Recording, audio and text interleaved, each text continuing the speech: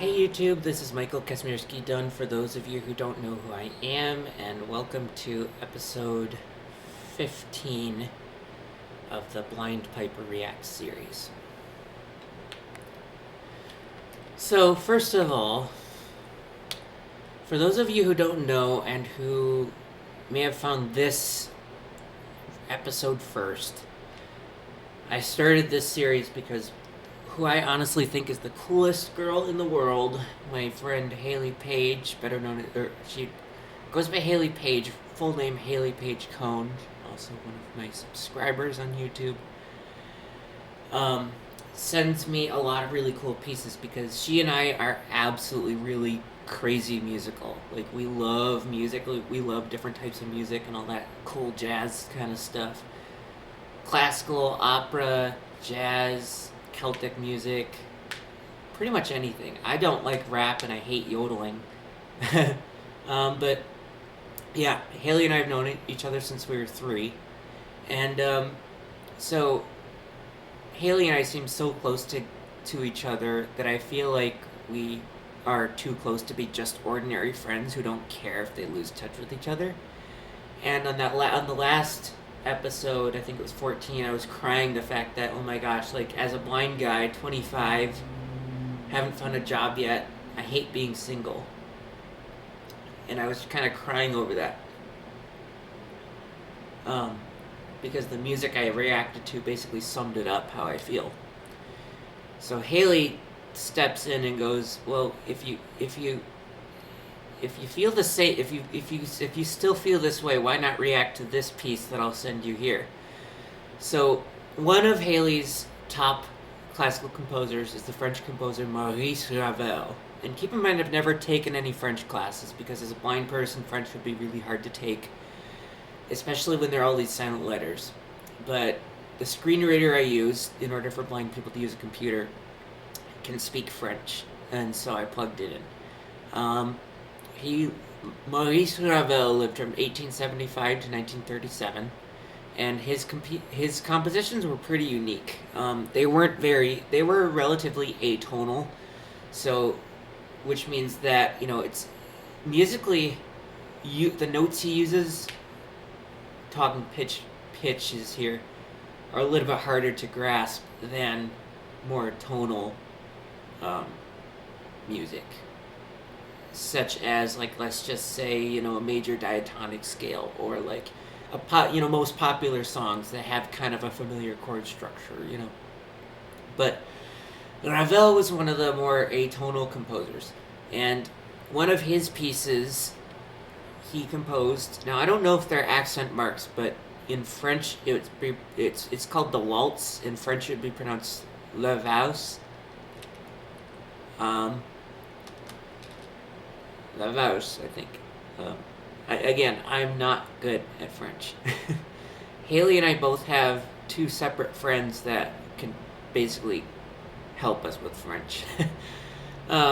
So what Hailey says about this piece is that he depicts this kind of waltz in their heyday when everything was great, when, in my case, when I would possibly have my favorite Italian bagpipe, or have a girlfriend, or whatever. So I think it would be in Ravel's happy days, unless he's talking about unless you're talking about the waltz itself. Where everything was great, right? And then in the middle of it, he starts to tear it apart, messing with the harmony, and then at the end the piece starts to play in 4/4. Most waltzes are in 3/4. And he describes it as a loud, fatal whirling. He says it describes basically his life falling apart. Hate to say it, but that's what happens with a lot of my favorite opera singers as they get older. Their voices get worse and worse and worse. Not their lives, but their voices get worse and worse and worse because their vibratos slow down, and I hate slow wobble vibratos.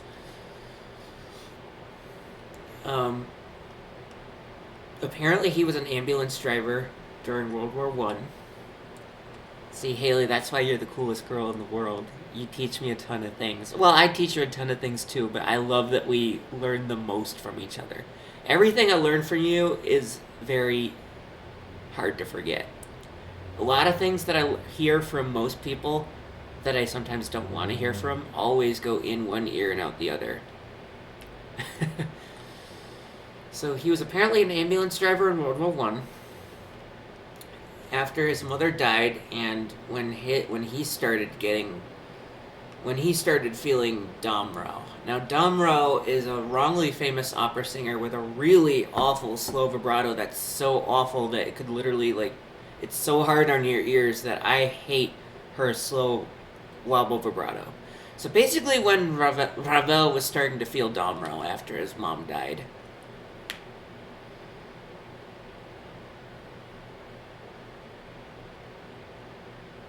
So he basically fell into a depression, and kind of his composing kind of stopped.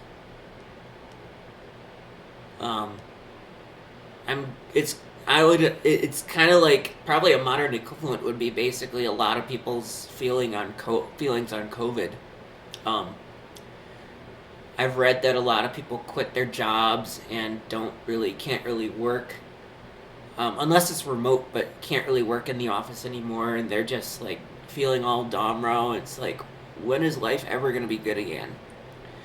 For me, it's just a case of being really, really lonely, and I hate being lonely. Um, I know how to live by myself, but I just don't. There's just it's like there's nobody to talk to. Nobody that knows all the cool stuff I do to talk to. The only people left to talk to is just my family.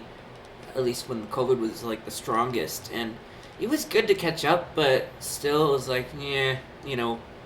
just family and only family. Come on, I want to talk to more people outside of that. So I don't know if that would be the best comparison to that, Hailey, but anyway, I think instead of me keeping bantering and talking on all about this, I'll go on with it. I've never heard this before, so it's going to be a pretty new experience for me. So here we go.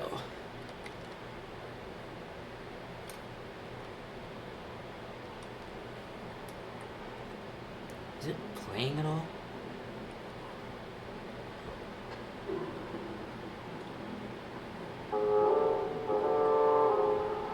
Oh, wow. Tritones. F to B. Oh, wow.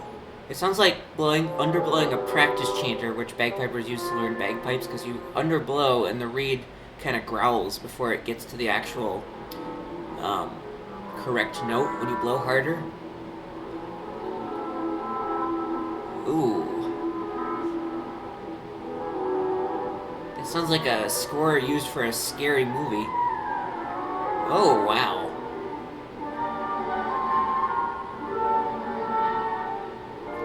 Well, now I can start to hear the 3/4.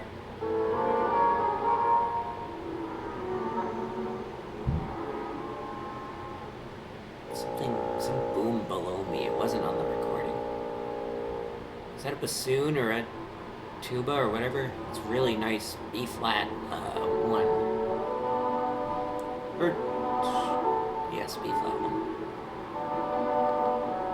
I'll explain that later.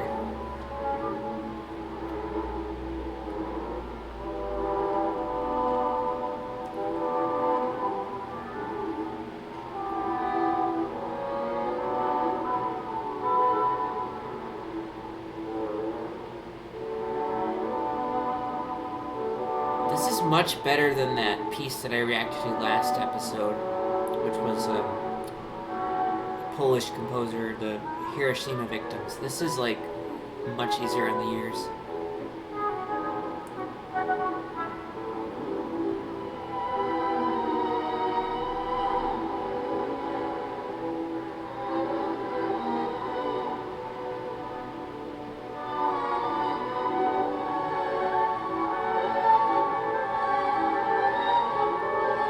This definitely sounds like something used in a Disney movie.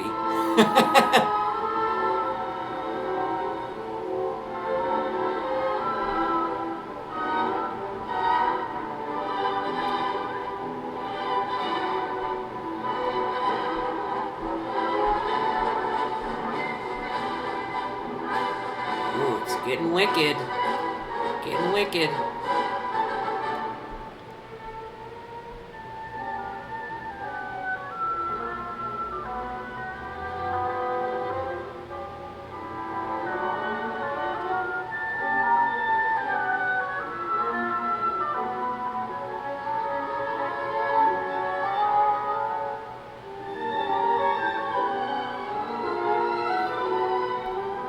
There you have that kind of Disney-esque sound again with the violins playing the higher notes. It's a lot on a lot of old Disney movies I've heard.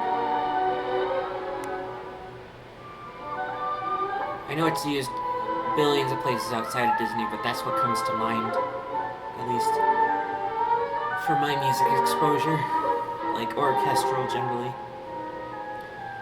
Keep in mind, you guys, I listen to much more bagpipe music than orchestral music, and good opera singers.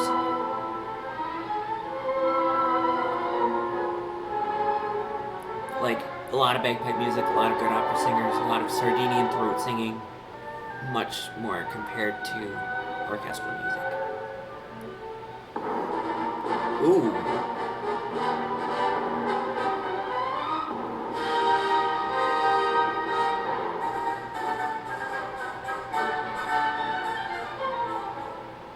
I think I'm starting to hear the 4/4.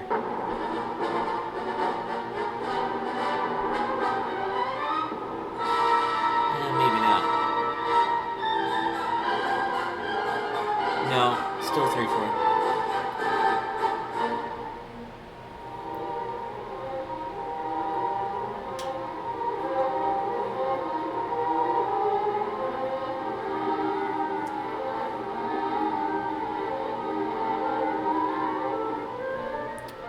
Nice chromatic scale clarinet.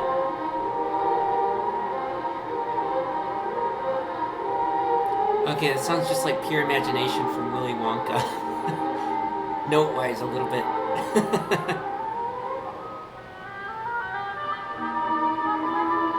Ooh.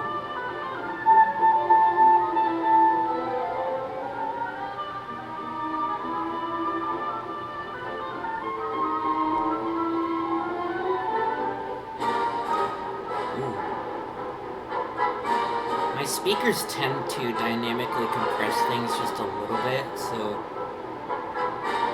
when wearing headphones, the sudden shift in dynamics might be, more than what it is on here. But I want people to be able to hear quieter sounds when I show them stuff through my laptop. Wow, that is caught me off guard there for a second. Sounds like what I can imagine Domro's scream to sound like.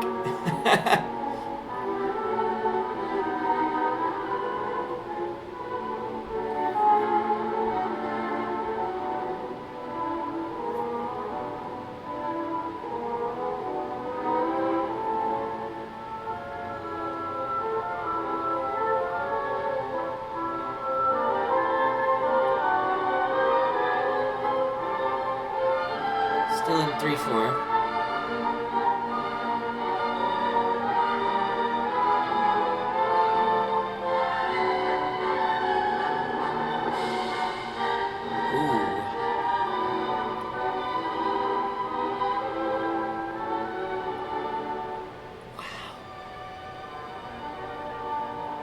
Ooh, nice Star Wars-esque kind of augmented D chord, or D kind of arpeggio.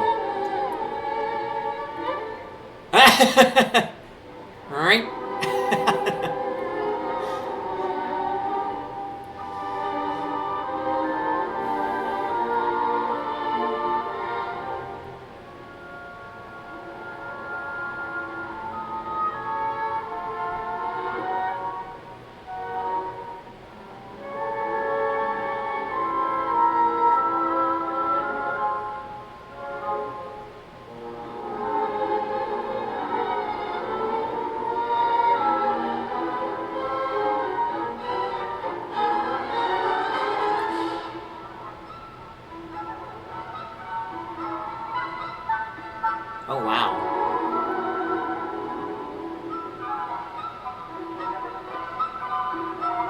it might be starting to be 4/4. I'm not sure.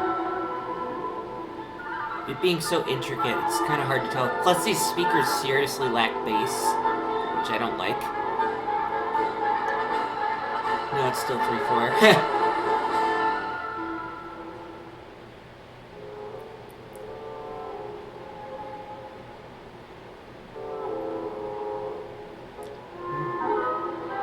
Ooh.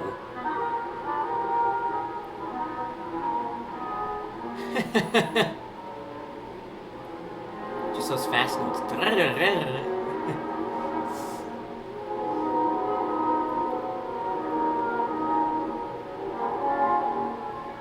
Oh, there's that French chord. What I thought was called the Debussy chord, because Debussy used that chord a lot in his music. But Hailey later told me it was the French, just a French sixth chord. It's long ago, so it may not happen, but just trying to explain things to people who perhaps aren't as musical as I am, because I feel like I want to tell people, like, you know, I know of some pipers who have never heard other kinds of music before, for example.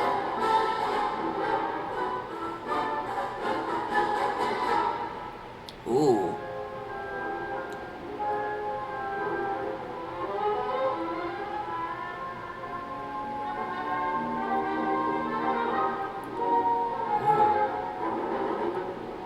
Oh, wow.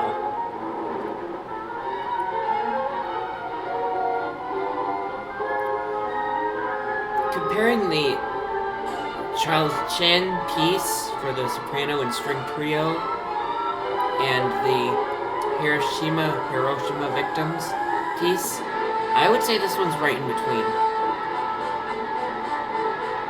Ooh, wicked.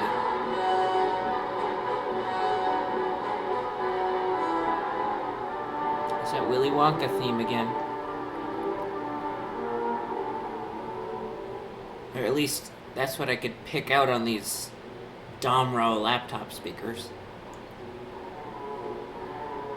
The only reason why I don't use like a cable to feed into the recorder is because I'm afraid that if I do use that, it's going to catch it and it's like, oh, he's using pre-recorded music in this video. Let's take it down. Because YouTube's very sensitive to that. So I feel like I want to play it safe and not get, you know, I don't know if hijacked would be the right word, but not get caught. I'm literally doing this for no other reason, just so I don't get caught.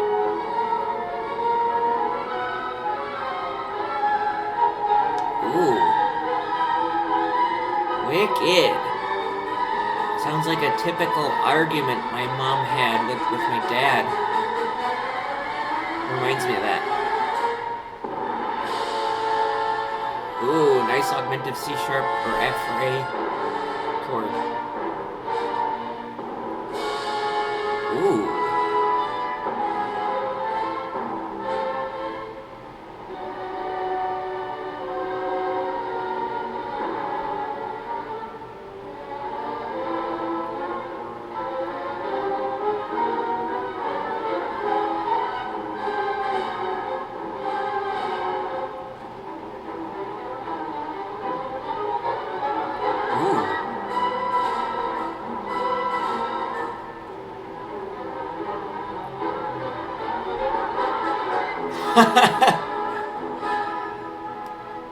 This is honestly more dreamy to me than scary.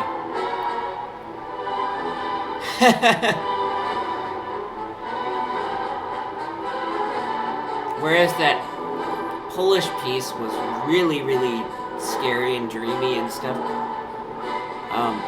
This is more dreamy. Probably because it's a little bit more tonal. Like, a little bit more, like, 12 per octave rather than 24 per octave.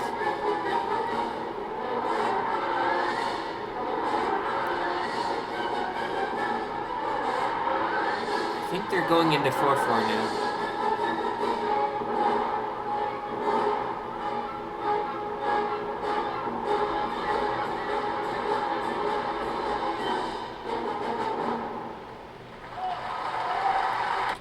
maybe I caught it really, really late. It's it's it's it's hard to tell, especially with these not so good laptop speakers. Like, there's like sadly no bass on there, so I wish there was bass. I mean, that way listening to things would be much easier. I mean, again, if it weren't for possibly getting kicked off due to copyright, I would definitely feed it through right through the recorder, using a cable I have. But yeah, that piece was actually pretty interesting. I would say more dreamy than scary, again. Um, so yeah, those are my impressions on that piece. So I was going to explain. So for those of you who haven't seen these episodes before, blind people and also partially sighted people like to put numbers after notes because blind people, there's no such thing as sight reading for blind people, and so they've Braille developed Braille music code, and instead of the notes being on lines like the clefs in a staff or however it works, don't ask me because I've never read print music. We use octave numbers. So middle C is C4, for example. The first C on the piano at the low end is the first octave, starts the first octave. The second octave starts the C above that. A440 is A4, for example. So if you guys ever hear me mention, if those of you who aren't as familiar with music ever hear me mention a number followed by a note, we're just referring to the octave. Because that makes comprehending music a lot easier. I wish sighted people used it, but hate to say it, the sighted world is slow to catch with blind people, much slower than I thought. Which is why they can't change my washer at this dorm on steroids that I'm living in right now. It's all touchscreen, so Dad had to put tape on it, and it's really hard to use. Just like, ugh, Domro. But anyway, so those are my impressions of this Ravel piece. Oh, fortunately, just in time, I hear a train out my windows are not very soundproof. They're closed, but they must be really thin, and it still lets all the sound in. So, like, every time there's a fire truck, you hear it, even with the windows closed. It's just like, ugh. So that's why I'm running a couple fans. That's why I put them on full blast during the night, so that I can sleep better, so I can drown out all those. And plus, the freaking fire alarm, which is, like, right above my head where I'm sitting at the moment. That's total Domro right there. But yeah, so that's my impression of that Ravel piece. I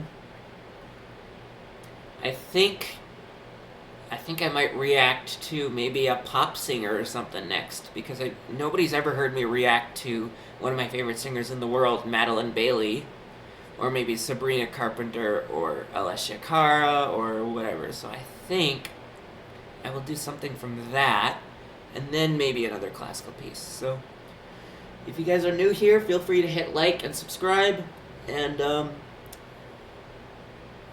join me for another episode of the Blind Piper React series to get a blind piper's perspective on various types of music. So thank you, have a great day, and ciao.